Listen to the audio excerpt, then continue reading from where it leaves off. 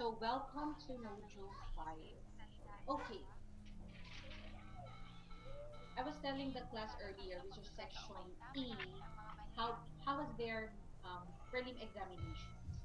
So I've explained to them that it's really unfortunate that your test At handa fall ang aming on mga isip at puso sa mga a milagro at Monday. And pagpapala the na last iyong module we ipagkakalob discussed was Saturday, kasi Saturday lang talaga yung class nyo eh. So there's nothing we can do. But at the same time, I told them the Gawayang advantages, pagmamahal, which paggabay is at it pagpapala was mo, Jesus, sa discussed bawat to you and it's still fresh. So when it was discussed Saturday, edi ituloy-tuloy mo ng review till the day of your Ang examination, lahat which is ng on ito ay Monday. aming And I'm dinadalangin glad I've seen actually sa pangalan some ni of Jesus I've seen na and aming recorded already tagapagligtas. your preliminary examinations. I think Ito highest para po was, sa walang mga naka-perfect. namin. I think highest Isipin was po natin na 48 in your section. 48 or 47, I'm not really sure. And there were ang Panginoon. people who get up. The lowest is some around, hindi ko matandaan sa section nyo eh, pero may may nakakuha ng 24 or 25. I don't know if it's from your section na got a very low score. Pero isa lang naman siya. Anyway, it's all right.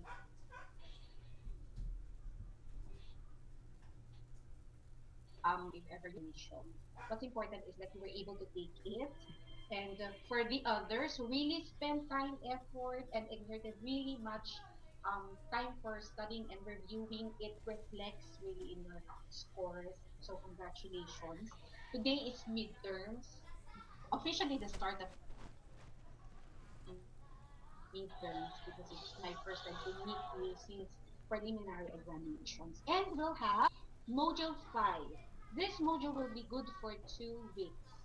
This topic is quite a discussion really to have. So yeah. So for today, we'll just be focusing on giftedness. Partly creativity and wisdom will be mentioned time to time because this really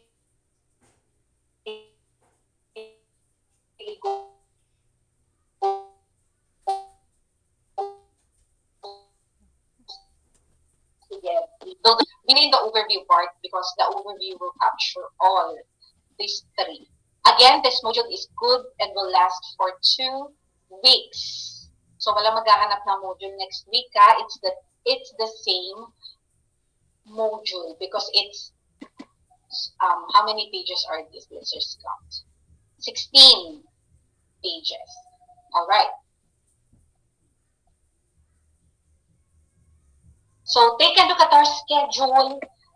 Week 6, we had our preliminary examinations. We're already on week 7 until week 8.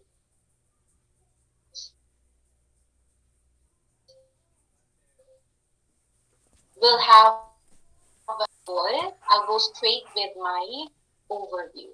As psychology third year students, that's you might have studied mental giftedness and multiple intelligences. What is giftedness for you?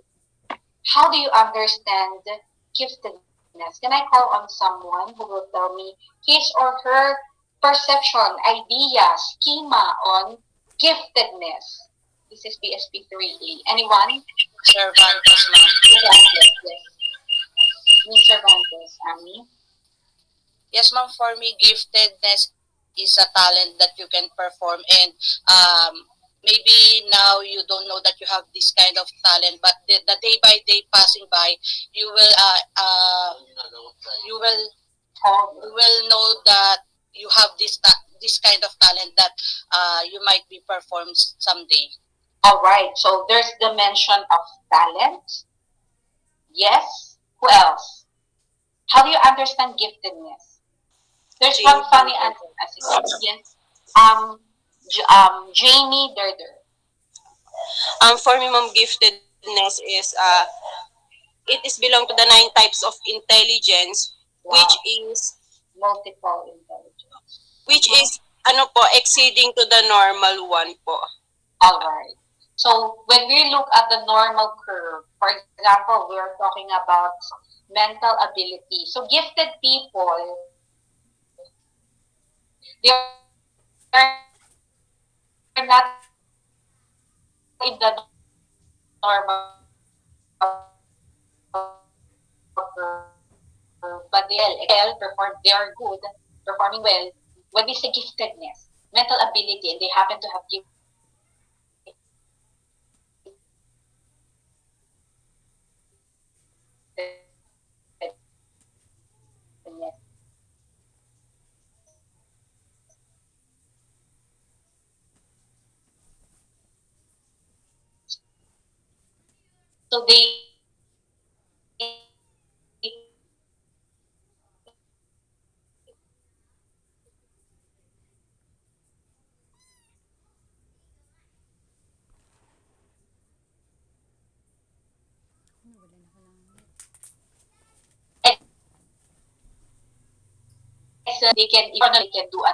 Access to the highest level compared po dun sa ka-same age mo. Kumbaga unique ka sa or may talent ka na unique kumpara sa iba or kakaiba ka po. all right, performing exceptionally well. There's one funny answer I got earlier. So 7 a.m. class. I did not say that it was wrong because my question was in your understanding, in your schema. You know what's her answer about giftedness? Gifted as in someone who's beautiful and sexy and has perfect body, body, etc., etc. All right, and then I just said, all right, that's also gifted in the different context and expression yun, di ba? It's not really what it's really meant. But anyway, those kinds of answers were still recitation because he was the very first person to recite naman in fairness to her. So she did not get any input yet. Just her, yung ano niya, initial thought. So that's the first thing that came into his mind. I mean her, babae, into her mind. Anyway, but it was, it kept me alive the whole, the whole time because I was energized by that answer. Anyways, so thank you very much. I've heard, at least I never got zero this time. So there are people who has a schema, understanding own perception of um, giftedness. And there are also people whom we can relate to or associate to when we talk about giftedness and multiple intelligences. Who is that person before I proceed? Before I forget, who's the proponent of multiple intelligences? The one who proposed that intelligence is not limited into one domain. It's not unitary in context. It is Howard Gardner. very good, Miss Eileen. It's Howard Gardner as the proponent of multiple intelligences. So there. So wisdom always has been important in human thought and action, especially its ethical component. You know what's beautiful about wisdom? That is that there are people who are just um, give you information that were not really found in books, but because they are full of or rich in experience in life, etc., etc. All right. But it has become far more important in the context of the 21st century globalization, which features highly complex, turbulent socioeconomic conditions and technological developments. So, to what extent does gifted education address wisdom? All right. So, in order to keep the scope of analysis within reason, this module focuses most of the attention on the ethical dimensions of wisdom, which are many and diverse. Some of the specific topics addressed by scholars who explore giftedness and talent development include the lack of fit between ethical thoughts and action. So when we say ethical, those that were accepted, socially acceptable matters. The importance of ethics in the development of gifted young people, due to their impressive cognitive capacities, emotional influences and ethical behavior, and problems arising from ways in which general education does not address the needs of the gifted. Can you name of a school that caters for gifted people in the Philippines? Are there schools you can think of? It's so hard to tell, right? Yeah. So topics like those, problems on how to address giftedness in terms of their education. How are we going to cater people who happens to have gifted abilities? So these children would definitely have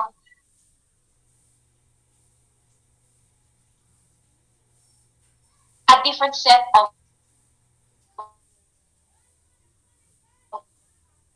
needs. Alright. So we don't want to read the learning objectives. Here are the different terminologies that we might encounter. I place it says here outstanding ability and performance in one or more domains. Yeah. Yeah, wisdom, exceptional, personal, and interpersonal. So it's about the person, not those that are found in books and those that can be Googled, including the abilities to listen, evaluate, and give advice used for the well-being of self and others. So those who can advise. Yeah. Anyways,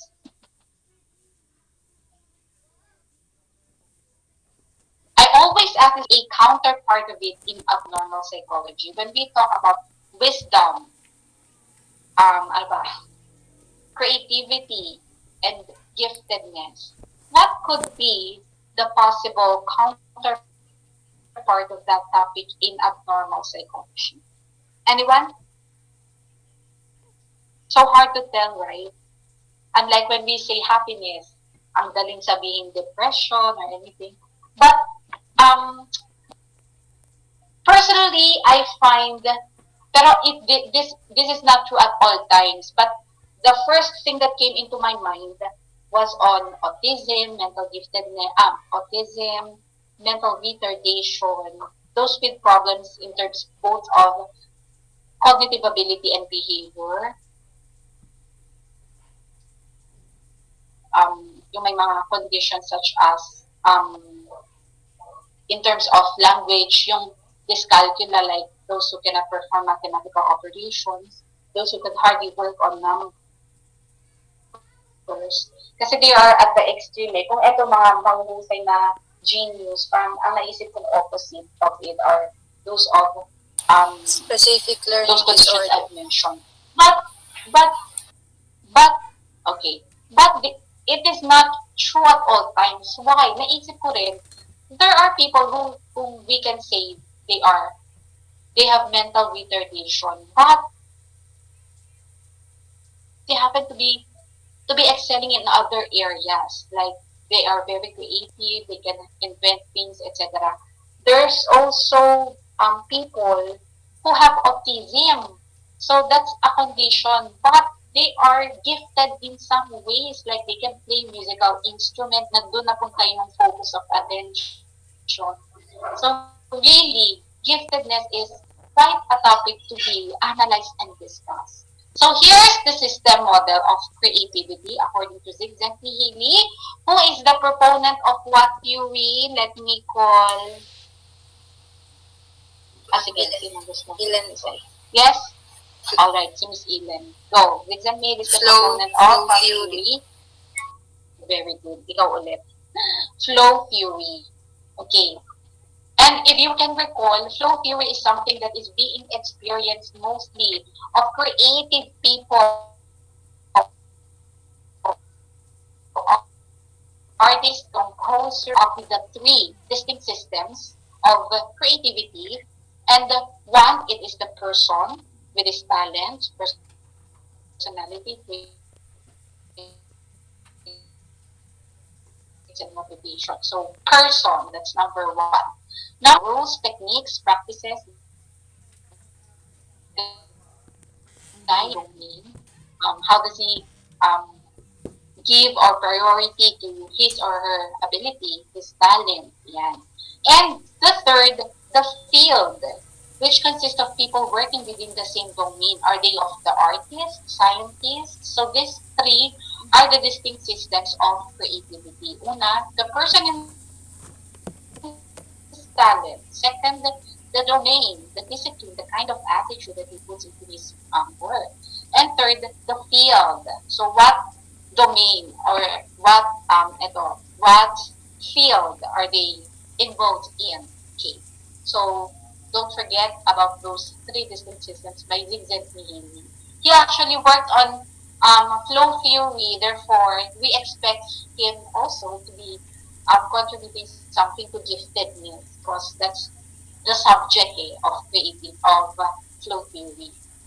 Next, on giftedness. Giftedness in childhood, creativity in adulthood, and wisdom in later life. So you can see here the sequence, gifted child, and then if that progresses, it would lead to creativity in adulthood and eventually wisdom in later life. Are the rubrics under which psychologists have studied a variety of types of outstanding achievements across the lifespan. So giftedness, creativity, and wisdom all involve more than just a high level of analytic intelligence as assessed by traditional IQ tests. Yeah. Who mentioned earlier about IQ? I forgot. So gifted children, as mentioned by Cervantes, Derder, and Espiritu, they are not just very bright. They have outstanding talent and may, for example, play musical instrument exceptionally well or perform complex mathematics for their preschool years with minimal training. So that's according to Kalan 2000s and Wiener. So while everyone, of course, we can all, not all, while the rest can play musical instruments, how can we identify whether or not they are gifted? Their performance is exceptionally well to the point that they can actually perform globally, internationally. That's how good they are. Can you think of creative people? I mean, can you think of Filipinos who are gifted? Who do you think are Filipino? I'll give one. Ako mauna. Lea Salonga. So for sure, who will question her being gifted in terms of music? So musically inclined, you can perform. He's an actress in the same way, so he is very talented person in general. How about you? Can you think of anyone who's gifted? Ma'am. Mama, comment po. Yes, Miss Lady Pauline. Comment. Ano po, ma'am, si po. Wala kasi hapon. Si Yes, Andre Paras po. Andre Perez in terms of sports. Who else? Are there more? Ma'am. Evangelista. Okay, Heart Evangelista artist, yes. Are there more? Ma'am, Glock 9, ma'am. Hawkman in terms of rocking, yes. Eugenio Torre, Grandmaster Um, who is Chess. she? Yung In what Grandmaster field po, does she excel? player po ng chess. Siya po yung Grandmaster ng chess po. Alright, chess player. Are there more? Ma'am, Clara Honor. Nora Honor, okay. Heidelin po. Hindi ko na nanote yung mga nag-recite. Alright, kasi sabay-sabay. Alright. And di ba surname first before? Alright, Cervantes, ma'am. so yes, okay, lastly, Cervantes. Billy Crawford, ma'am. Billy Crawford in terms of those names that were mentioned. So they are because of their talents, meaning it's noticeably different from the rest of the people. That's why they are popular or they are well known. So one thing about giftedness is that you will really excel above everyone else with that outstanding ability, outstanding talent. All right. So next, yeah, giftedness, creativity, and wisdom are all personal strengths. So this is something that was not taught in school. This is something that was not studied or anything. All right. So it's something that you have. You possess that. It just need to be in order for you to enhance whatever is that you have personally. So that's something that you already possess, which have the potential to lead to positive outcomes for ourselves and others. Research findings in these three domains and their implications will be considered in this module. So there's Francis Galton. My highest respect to Francis Galton. He has this 35-year in a run. Imagine 35-year longitudinal study of gifted children. So for 35 years, there's a family in which he made use as the topic or as the subject of his study. So one thing that he was able to prove or found is that eminence runs in the family and concluded that giftedness was predominantly hereditary. So one thing about giftedness, according to Galton, it's hereditary. It's something that you can inherit. It runs in the genes. It runs in the family, and I would have to agree to that. Yeah. Next, giftedness is innate or environmental continues to be controversial. Okay. Whether giftedness is innate or environmental continues to be a controversial issue. So it's because here comes Howe of 1999. According to him, and in which he argued, without deliberate practice, without intensive deliberate practice, no matter how good the genes are that you happen to possess those genes of gifted people, it will not change. So it's a continuous debate whether or not giftedness is environmental, meaning there are factors contributing to it, or whether it is innate. You inherited it. You were born to have those abilities and talents. So, ayan. Actually, those arguments, somebody will resolve that at the end. We'll discuss that later. So, available evidence suggests that gifted children show outstanding innate talent before practice, but then are motivated to practice a great deal to master their talent.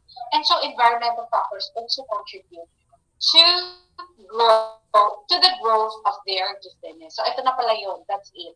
So, it is only telling us that both, ito nga yung nurture versus nature issue.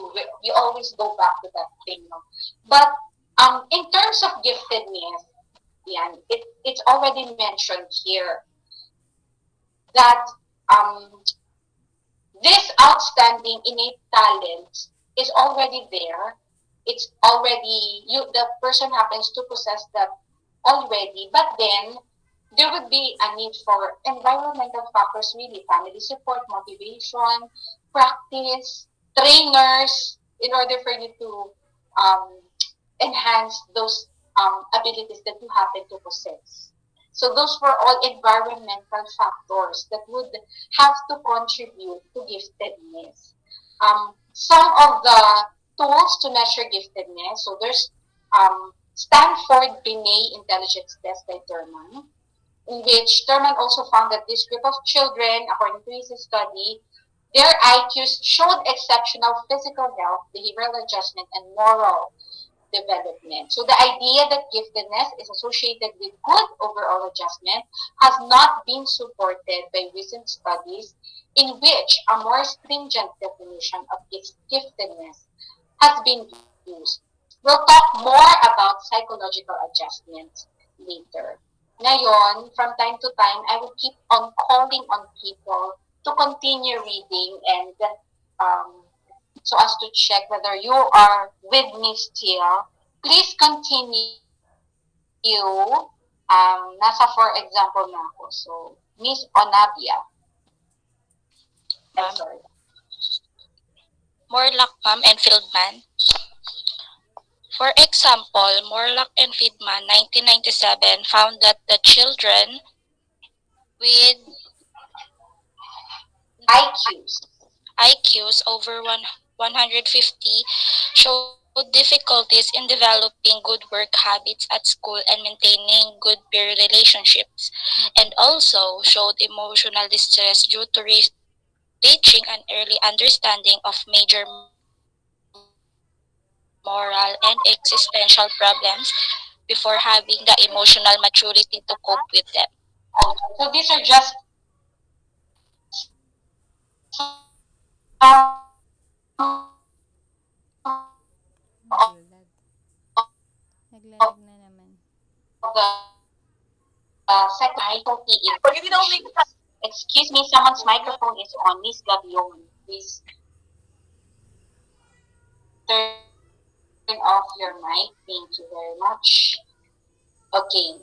Um, Analyzation. Why do you think children who happens to be gifted are having difficulty in working with peers or having difficulty with work habits? Why couldn't they do to Anabia, others? ma'am. Miss Onabia, yes?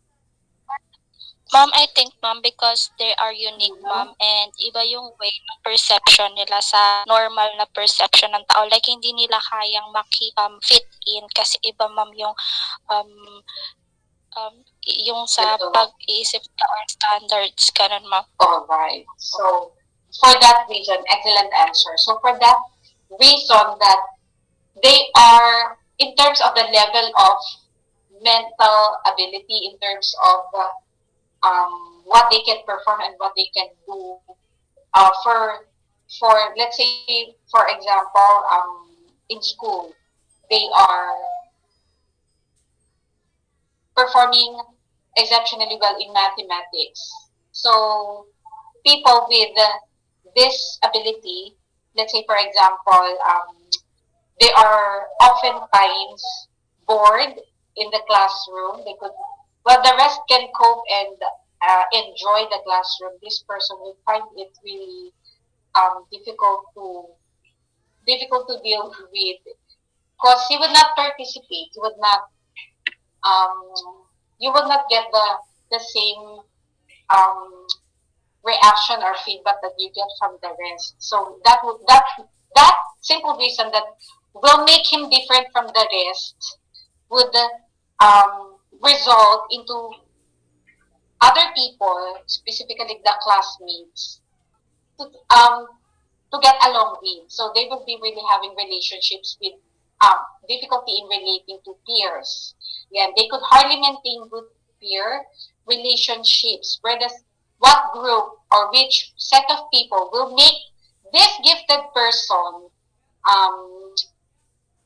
ang tawag doon socially not socially which group or set of people will make this person understood so other people won't understand why is he behaving that way. So for simple reasons like those. So thank you very much, Miss Onadia. Definitions of giftedness. So there are actually many definitions of giftedness, and one of which was that of Thurman, in which of course he recognized of giftedness despite having IQ in the average range. So even if your IQ happens to be in an average range, but you happen to have talent such as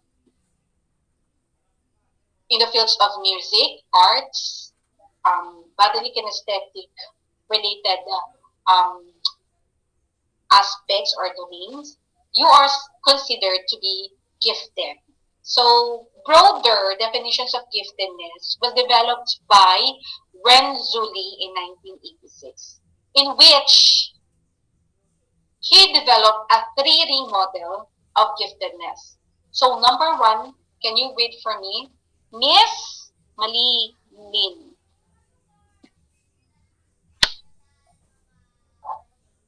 Ay, sorry. Number one, outstanding general ability as measured by IQ test or specific aptitude test for domains such as mathematical ability, musical talent, or sculpture. Number two.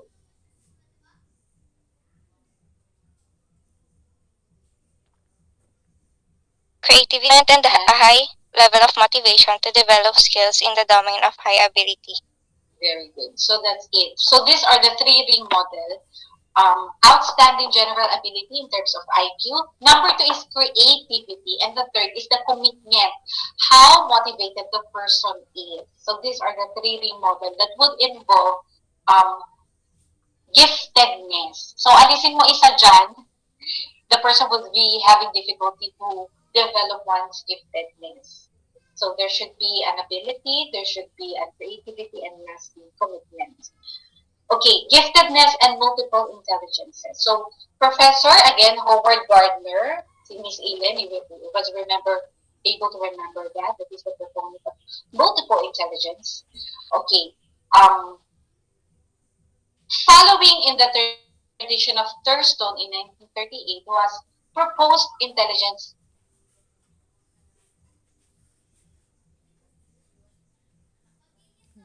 proposed that intelligence is not Ang hina ng net. Ako.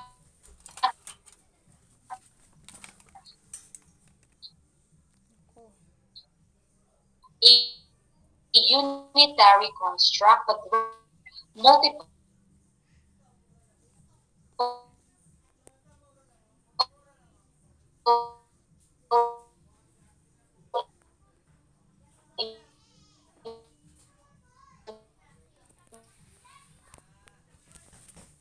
hina ng net. intelligences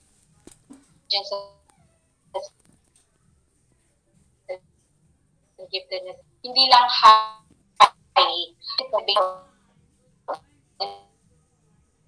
intelligences. You help me recall, let's recall. You should have taken this and so academics, no? So mathematically intelligent, like those who are linguists, can perform or can communicate both verbally and written in different languages. Next, in terms of music, so musically inclined people, music smart. We also have number four na tayo, bodily kinesthetic smart. So those who can dance, ballet, perform sports, yan, mga bodily kinesthetic smart people yan. Number five, um, nature smart. So those who just simply happen to have an ability in, when you say nature smart, they could it's really hard to describe nature smart, but I hope you understand um, what nature smart people are. Mga example niyan, mga biologists, botanists, those who work well with mga biologists na. Yan, nature smart. Next, number six na tayo. Wala bang makakaisa? Okay. You help me recall. Interpersonal, ayun, very good is that, Jamie there. So, intrapersonal and interpersonal smart. So, 6 and 7 yan. Yung interpersonal and interpersonal, self-smart and people smart, yung isa. And 7 na. What's the eighth one? Bodily kinesthetic. Existential, yes. And the other one, existential and Spatial, ma'am. bodily kinesthetic spatial na din siya. Spatial. Logical, mathematical. I mentioned it already. Logical mathematical is the first one. Nature smart na nga yung yung Bodily kinesthetic intelligence, ma'am. I mentioned it already. Bodily kinesthetic smart. Ayun.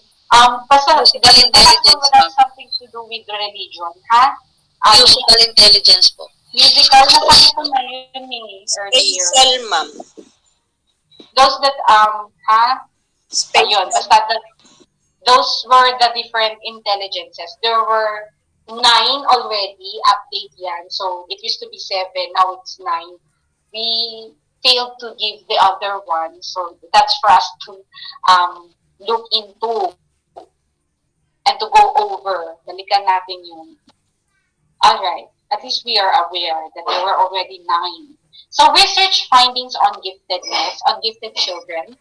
Number one, these are just some of the findings. Kaya yung debate on whether it is nature or nurture, genetics or environmental factors, that shouldn't be a debate anymore. So these two are important, and these two are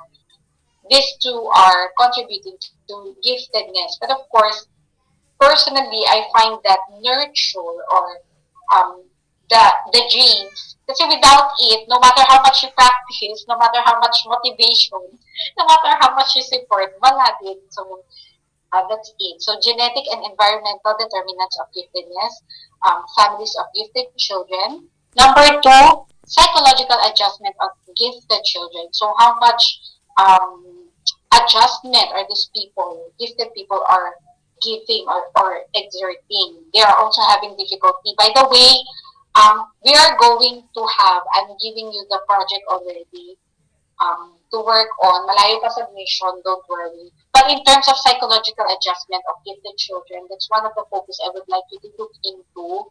How are they adjusting to their environment? Yan. Yung movie na pinanood ko, the title is Gifted. Nakikita niyo siguro sa screen ko, naka-open yung browser niya. Gifted, that's the title. In that story, medyo briefly lang i-discuss ko ha. There's this young girl who's excelling exceptionally well in mathematics. Ano yung mga psychological adjustment na ginawa niya? Because she can actually perform calculus, algebra, those that are difficult, and he's only in preschool. So just imagine how much adjustment does she has to make. Yan, and how are the classmates looking at her?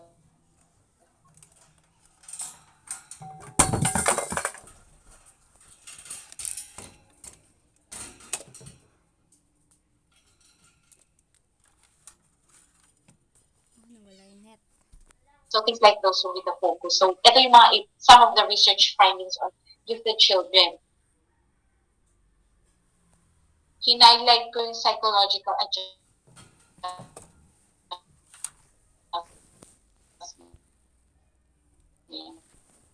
So it's so important that you know how it lasts. Mentioned earlier by Ms. Cervantes, young age, they can already be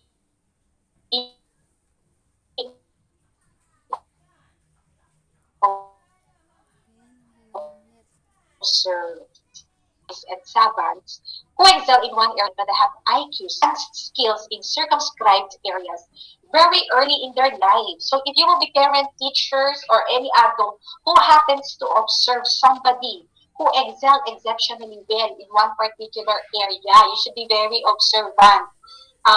It's important that you inform the parent or whoever the guardian of that child is. So he would be able to know he would be able to decide on what would be the best for that child. I remember when I was still in St. Jude Catholic School, I'm a preschool teacher for 10 years. I always say that. There's one boy in which if you tell him your birthday, he would know how old are you now. Imagine that. If I tell that child, all right, the name is ano eh, dalawa kasi sila kang balloon. So yung isa yung nag-e-excel. So if you will tell Miguel your birthday, for example, I will say, Miguel, my brother's birthday is, sasabihin ko yung date, how old is he now? And he will be able to answer that fast, in an instant. And one time I tried him, I gave a date in which kinabukasan pa yung birthday. You know what he told me? He's still, sabi niya, he's still 37 years old, but hey, tomorrow, she will turn already 39, 38. So imagine that. So that that is an exceptional. Imagine a 5 years old can actually complete according to your birthday, and it's not even numbers.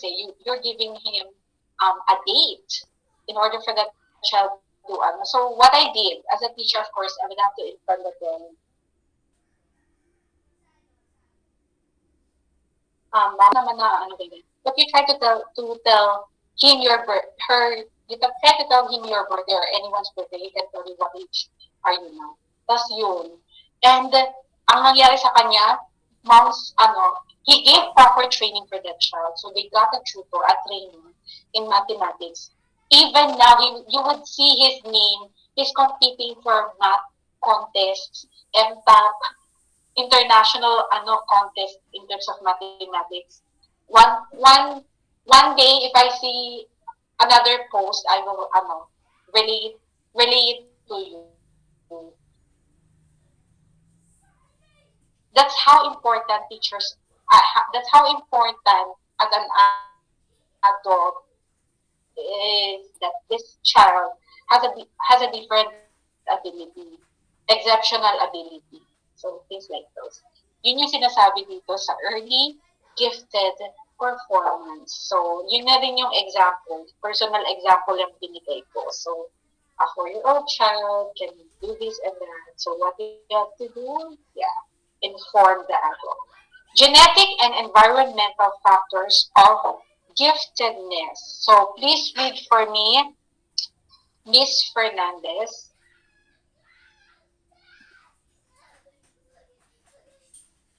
I sorry, Miss Fernandez.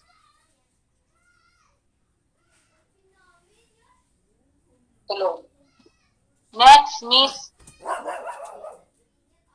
Ulayan. Ulayan. Ma'am, Saan ka? Gusto na? nag-CR lang ako, ma'am. Sige. Miss Fernandez, Saan po go. banda? Aba, ganda.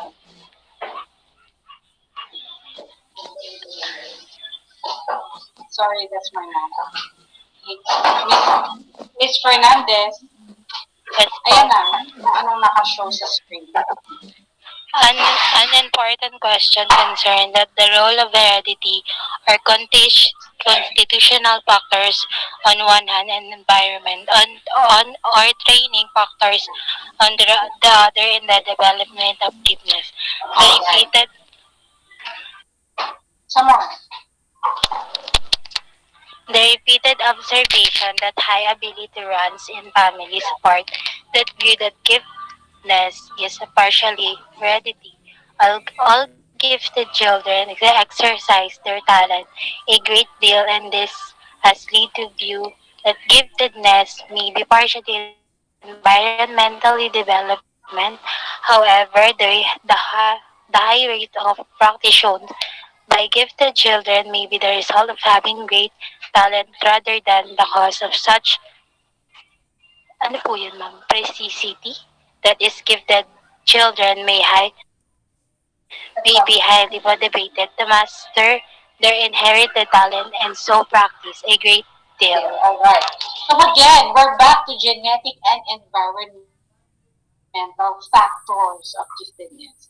Whether or not it's hereditary or environment, whether it's constitutional factors or training factors that contribute to giftedness, that shouldn't be a debate anymore. So all gifted children exercise their talents a great deal and has led to the view that giftedness may be partially environmentally determined. It's important that the genes is there, genetics is there, it is inherited. If you do not have that um, ability or you don't happen to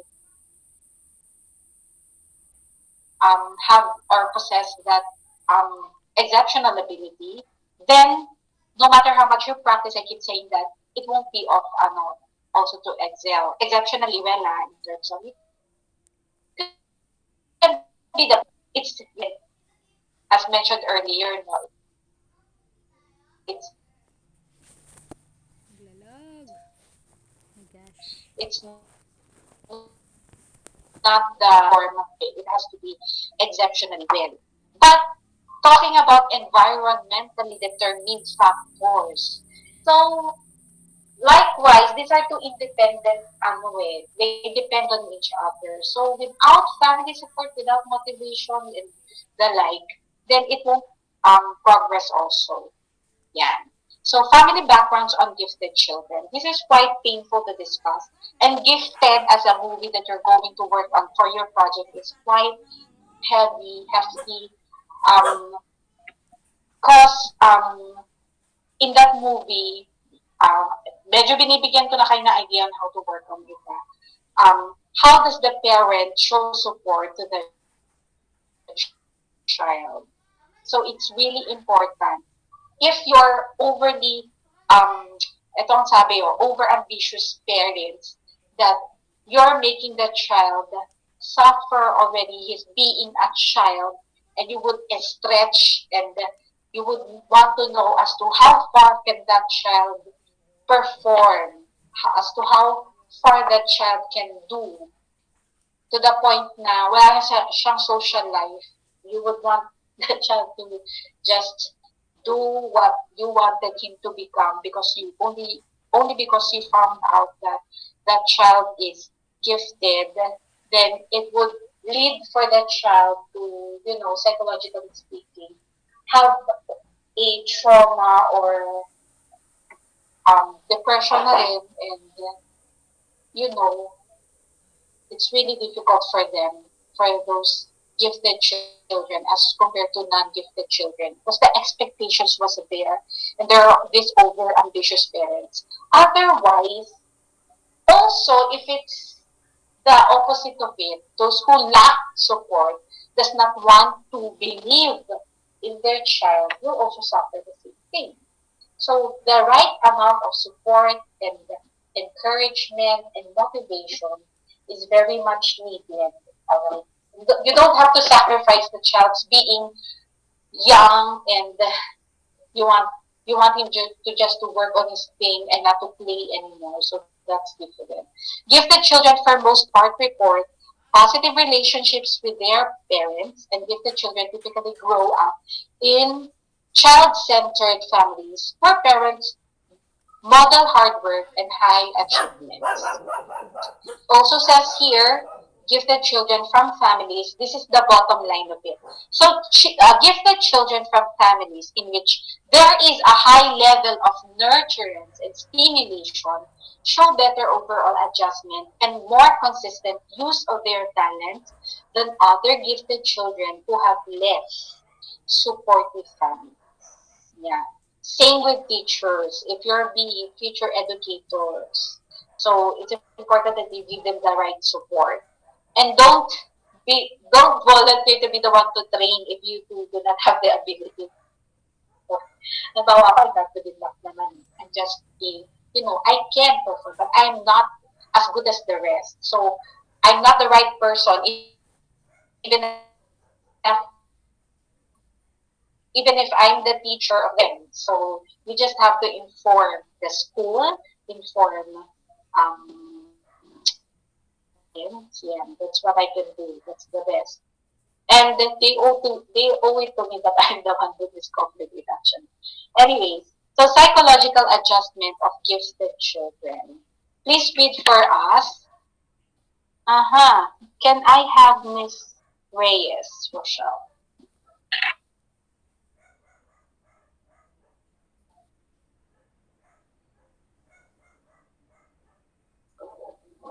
Miss Reyes? Michelle?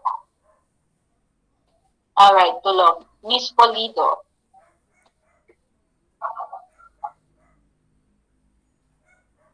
Miss Polido? Miss Polido? Hello po, ma'am. Anong ano po? Ayan po. There is Oh, some Miss Polido. there is some tentative support for the popular conception of the link between madness and genius. Gifted children show double the rate the behavioral adjustment problem of Mm-hmm. non-gifted children. This may be due to the fact that their high performance can lead to them becoming bored with routine schoolwork and socially isolated from their peers. Mm-hmm. Come on. Gifted children Read. give time alone to Practice. practice their talent, but they also crave their company of like-minded peer. who are hard to find. They may also hide their talents to gain acceptance from non-gifted peers. Imagine that. Thank you, Miss Reyes. Ay, Polido to, no? Polido. Alright. So thank you, Miss Polido. So just imagine, these are the experiences of children who happen to be gifted. There are times in which they would have to hide their talent just to gain acceptance from non-gifted peers.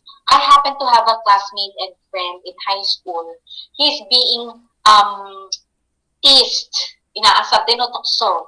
To some point, it's bullying in a way. He's being teased to be the walking encyclopedia.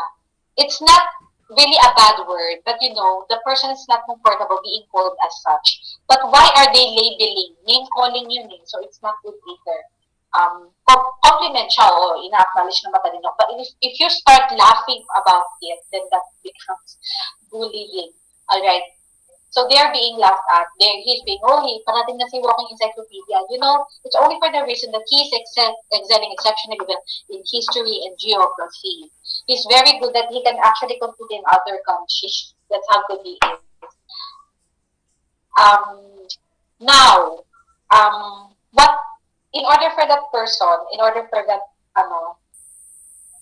person to be accepted, though that's not what he did naman, in order to avoid those kind of circumstances, they do not want and they're not comfortable to being name called, being called walking encyclopedia, math wizard, etc., etc. Good yun eh. Kaso if you start laughing about it, it's not good anymore. So what, and especially for people who does not want attention, not everyone wants attention. So in his part, he's gaining attention.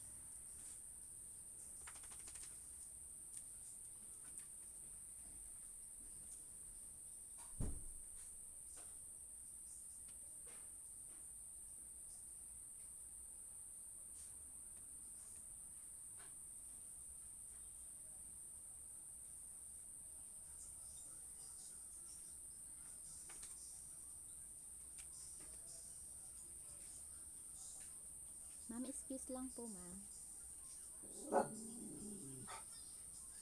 Ma'am Kathleen, may tatanong lang po.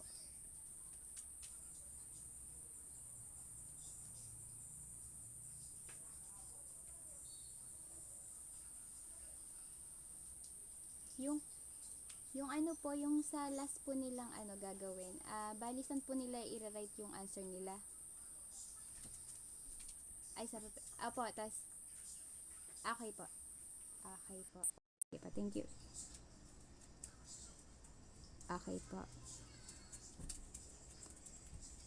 Pwede po kaya dun, ma'am, pwede po kaya dun sa whiteboard tas pentel pen para mas kita yung answer nila kung sakaling.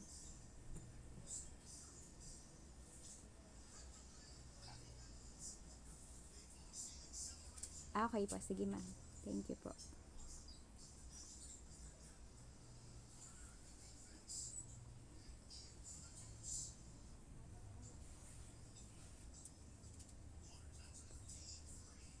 Okay ma'am, thank you po. Opo.